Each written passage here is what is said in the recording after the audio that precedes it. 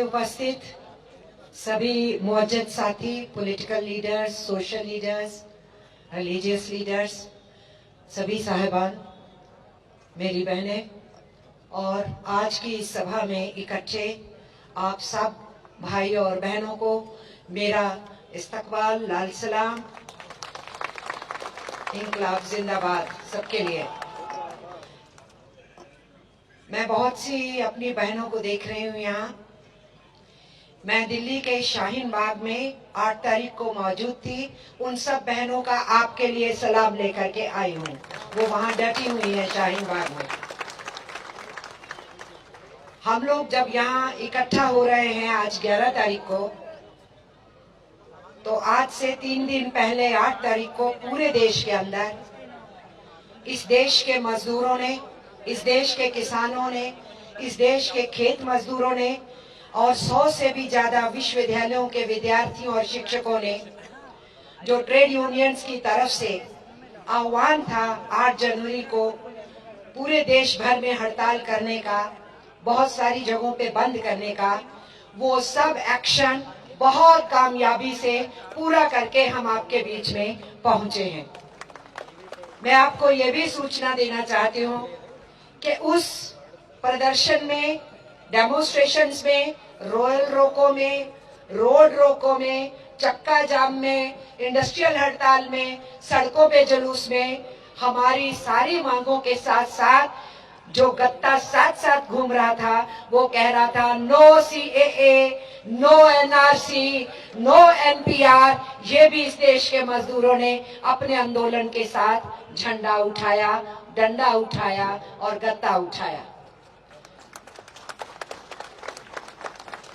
मैं यहाँ बहुत जिम्मेदारी से कुछ बातें कहना चाहती हूँ। छात्र जीवन से लेके अलग अलग आंदोलनों से गुजरते हुए और पार्टी पे, मंच पे काम करते हुए जो हम लोगों ने इतिहास का अवलोकन किया और समझा और जाना, उसी से हम साफ समझते थे कि 2014 में कोई एक सत्ता परिवर्तन नहीं हुआ है कि एक सरकार गई और दूसरी आ गई। हम लोग ये समझ पाए कि ये एक बुनियादी अंतर हो गया है, बुनियादी परिवर्तन हो गया है।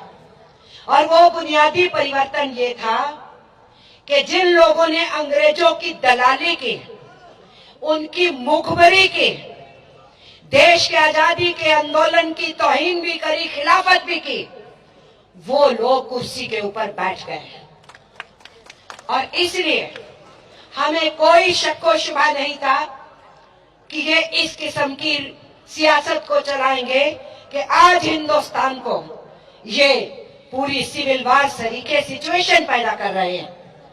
आज पूरे देश के अंदर आगजनी का ये माहौल बना रहे हैं। आज दूसरों को टुकड़े टुकड़े गैंग कहने वाले हिंदुस्तान के टुकड़े टुकड़े करने का रास्ता अपना रहे हैं। ये आज हम देख रहे हैं।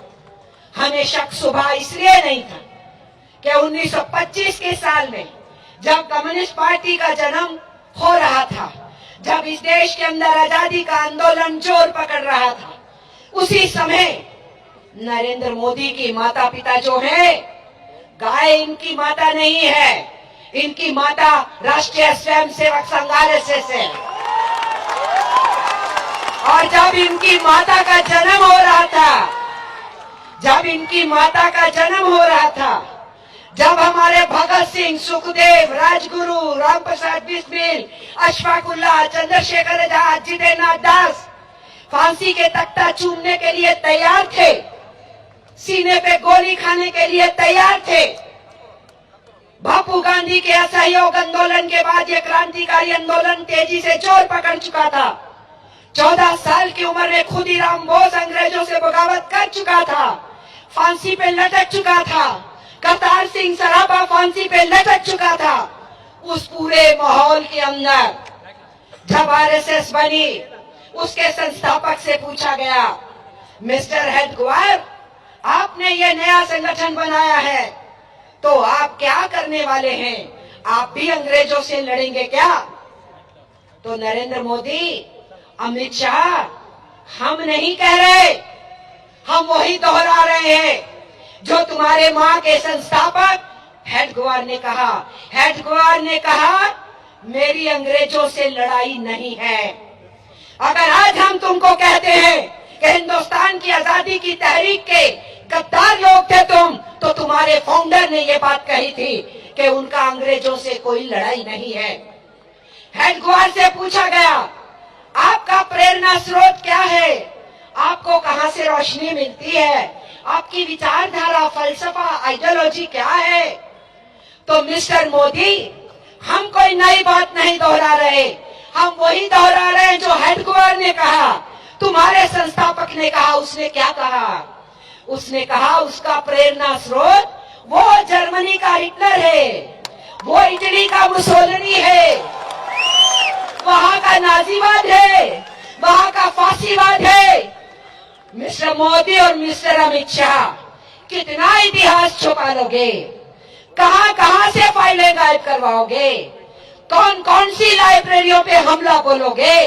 पर दुनिया के आर्काइव्स में वो तस्वीरें मौजूद है जब हिंदुस्तान के लोग, हिंदू, मुसलमान, सिख, ईसाई, बौद्ध, जैन, पारसी, आस्तिक, नास्तिक, खेत खलिहान, फैक्ट्री, कारखाना, यूनिवर्सिटी, कॉलेज, सब अंग्रेजों के खिलाफ लड़ने के लिए मैदान में उतरे हुए थे। और महारानी विक्टोरिया हिंदुस्तान में आती है तो आपके आरएसएस के स्वयंसेवक खाकी निकर पहन के, लाठी लेके, काली टोपी पहन के सलाम करते हैं महारानी विक्टोरिया को। तो हम आज कह रहे हैं कि आप हिटलर शाही हो, हम आज कह रहे हैं कि आप मुसोलिनी के मानने वाले हो। इस बात का हमें जवाब चाहिए कि आपने मिस्टर मुंजे को भेजा वहां कि सीख के आओ मुसोलिनी से, नाजीवाद क्या होता है, और मुंजे हिंदुस्तान आया। जवाब दीजिए मोहन भागवत जी हमको इस बात का कि आपने जो यूनिफॉर्म हिंदुस्तान में हेडगेवार ने लागू किया आरएसएस के लिए, वो किसकी है? वो मुसोलिनी के फौजियों की यूनिफॉर्म है जो हिंदुस्तान में आरएसएस ने यहां पर लागू की।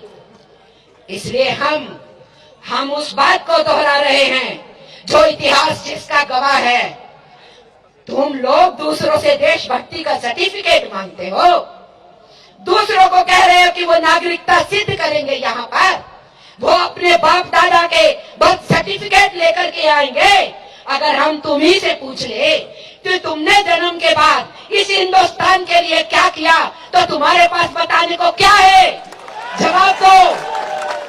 केवल यही है कि जब हिंदुस्तान में पूरी आजादी का नारा पास किया गया देश के स्वतंत्रता आंदोलन के प्लेटफॉर्म पे, उस टाइम आरएसएस ने उस नारे का विरोध किया।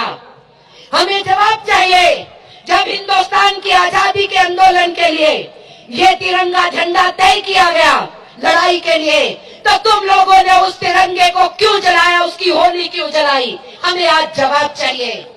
तुम इस तिरंगे को हाथ में उठा करके उसकी तौहीन करते हो हर रोज, और इस झंडे को लेकर के जो देश के संविधान को बचाने की बात करे, तुम उनसे राष्ट्रवाद और देशभक्ति का सर्टिफिकेट मांगोगे। ये हिंदुस्तान में हम कभी नहीं होने देंगे, कभी नहीं होने देंगे। और इसीलिए हमें इस बात का जवाब चाहिए, किसने इस देश को मजहब के नाम पे टुकड़े करने का फलसफा शुरू किया? सावरकर ने, जिसने 11 बार अंग्रेजों से माफी मांगी। उन्हीं सावरकर ने पहली बार इस इशू को उठाया और उसके बाद एक किताब भी लिख डाली और टू नेशन थ्योरी कहा। इस देश में 1940 से पहले किसी ने हिंदुस्तान पाकिस्तान बंटने चाहिए या पाकिस्तान कोई शब्द होता है, कोई जिक्र नहीं किया था। ये जिक्र किसने किया? दूसरों को टुकड़े टुकड़े गैंग कहने वालों, तुम्हारी मां आरएसएस ने हिंदुस्तान के टुकड़े टुकड़े करने का रास्ता शुरू किया।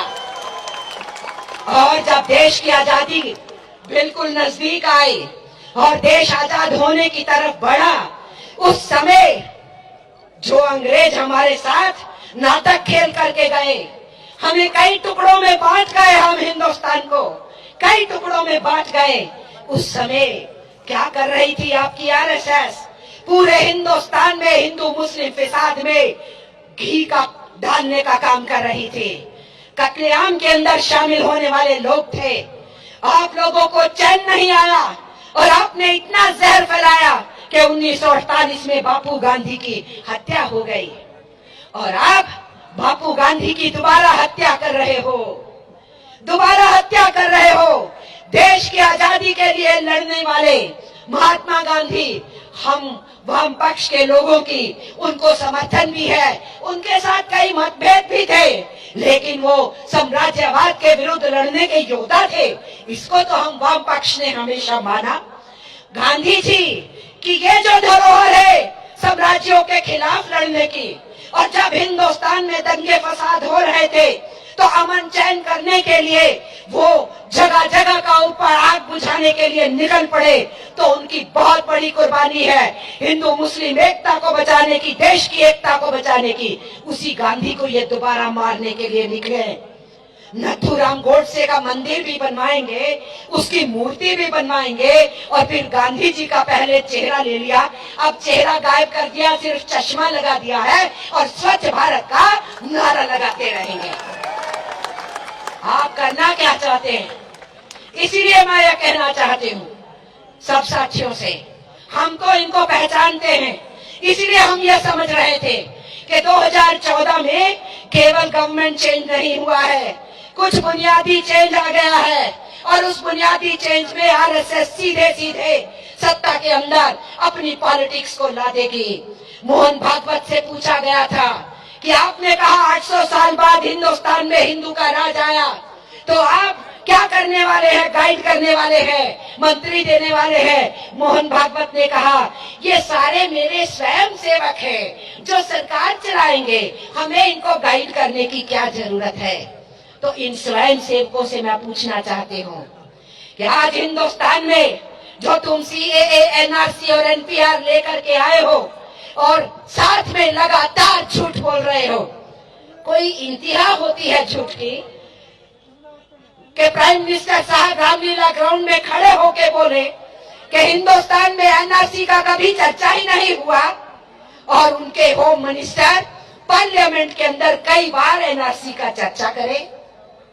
आप किसको मूर्ख बनाना चाहते हो? लेकिन हमें जवाब तो ये चाहिए। मिस्टर मोदी जी इस इंडियन कॉन्स्टिट्यूशन के राजेंद्र प्रसाद कॉन्स्टिट्यूएंट असेंबली के अध्यक्ष थे, और बाबा साहेब अम्बेडकर संविधान को लिखने की उस कमेटी के अध्यक्ष थे। जिस संविधान को लिखा गया बाबा साहेब अम्बेडकर के द्वारा, कॉन्स्टिट्यूएंट असेंबली ने उसको स्वीकार किया। उसी कॉन्स्टिट्यूशन की कसम लेकर के चीफ मिनिस्टर, प्राइम मिनिस्टर और बाकी मंत्री ओथ लेते हैं, उसकी भी बैठते हैं कुर्सी पे। प्रधानमंत्री आपने तो ओथ के परखचे उड़ा दिए। झारखंड में भाषण देते हुए आपने ये कहा कि सीएए का विरोध कौन कर रहे हैं उनको ड्रेस से पहचानो। इससे ज्यादा शर्मनाक बात और कौन सी हो सकती है? मिस्टर प्राइम मिनिस्टर, हमें जवाब दे। और आज हम उनको कहना चाहते हैं, किसी खास ड्रेस के लोग नहीं हैं जो हिंदुस्तान में आपकी इस नापाक इरादों को चैलेंज देने के लिए सड़कों पे निकले हैं। हिंदुस्तान का हर आवाम इस आंदोलन के अंदर है, वो किसी भी मजहब से ताल्लुक रखता हो, वो कोई भी काम धंधा करता हो, वो गांव और शहर वाला हो, दक्षिण उत्तर पूर्व पश्चिम भारत का वासी हो, सभी आपके इस नापाक नीतियों का विरोध कर रहे हैं। बहुत से स्पीकर बोलेंगे, मैं आपके बीच में ज्यादा देर नहीं रुकना चाहूंगी, सबको थोड़ा थोड़ा बोलना है, पर आपको ये खबर देना चाहूंगी। मुझे मालूम है, मुझे नौजवान बहुत पूछ रहे थे कि कन्हैया आने वाला था, कहाँ है कन्हैया? कल रात को शाहीन बाग में था, जामिया मिलिया के आसपास जिस इलाके में हमारी बहनें डट के वहां बैठी है, वो सुबह 3 बजे वहां से लौटा, बुखार में ही वहां गया था, और जब तक लौटा उसका फीवर बहुत हाई ग्रेड हो गया। सुबह उसको जो फ्लाइट पकड़नी थी वो पकड़ नहीं पाया, इसलिए हमें भी अफसोस है कि वो यहाँ आपके बीच में नहीं पहुंचा। पर हमने उससे बात की है कि विजयवाड़ा वालों से वायदा किया है, आज नहीं आ पाए तो फिर एक दिन तय करके यहाँ पर जरूर आना। ये उसने कहा कि ये मैं करूंगा। ये मैं उसकी तरफ से आपको संदेशा देना चाहती हूँ।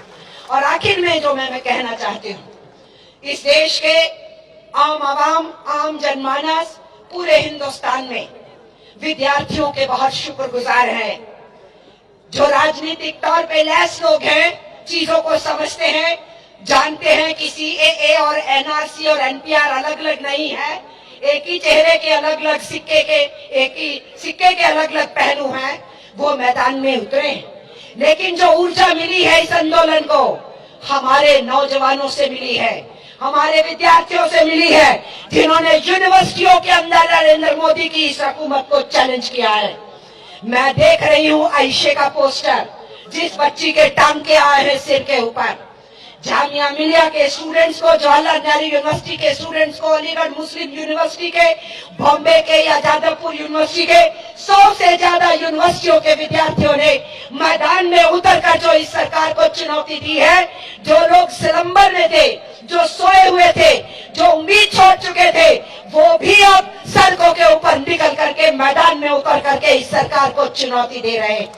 इसलिए इन नौजवानों को सलाम करते हुए और अपनी बहनों को जो मोर्चाबंदी में सबके आ रही हैं, उनको भी सलाम करते हुए मैं याद दिलाना चाहती हूँ आप सबको, जब बहादुर शाह जफर जी के नेतृत्व में पहला स्वतंत्रता संग्राम शुरू हुआ था, तो रानी झांसी से लेके, चांद बीबी से लेके, रजिया सुल्तान से लेके बहुत सी महिलाएं मैदान के अंदर तब उतरी थी। और सरोजिनी नायडू बापू गांधी के साथ साथ चली, तो दुर्गा भाभी क्रांतिकारियों के साथ साथ चली, और अरुणा अशरफ अली ने भारत छोड़ो आंदोलन का झंडा फहरा के बॉम्बे से अंग्रेजों को क्विट इंडिया का उस स्लोगन देते हुए जो उस समय का राष्ट्रीय नारा था, उसको आगाज कराया। और इसी के साथ साथ मैं ये कहना चाहती हूँ, जब नेताजी सुभाष चंद्र बोस ने कहा तुम मुझे खून दो मैं तुम्हें आजादी दूंगा, तो उस इंडियन नेशनल आर्मी में भी एक महिला विंग था, लक्ष्मी रानी रेजिमेंट बनाई गई थी। इसलिए जिस आंदोलन में हमारी बच्चियां, हमारी बहनें, हमारी माताएं, हमारी बुजुर्ग आज मैदान में उतर आई है, मोदी और अमित शाह समझ लीजिए आपके दिन लदने शुरू हो गए हैं। अपने इस काले इरादे से लाए हुए कानून को वापिस लो, और अगर वापिस नहीं लेते हो तो अपने उल्टी गिनती गिनना शुरू कर दो, बोरिया बिस्तरा गोल करना शुरू कर दो। जहां से आए थे वही तुमको वापिस भेज देंगे। इतना कहते हुए, सबको सलाम कहते हुए, इंकलाब जिंदाबाद, देश का संविधान जिंदाबाद, no to CAA, no to MPR, no to NRC. इतना ही कहते हुए मैं बात खत्म करती हूँ। बहुत बहुत शुक्रिया आप सबका।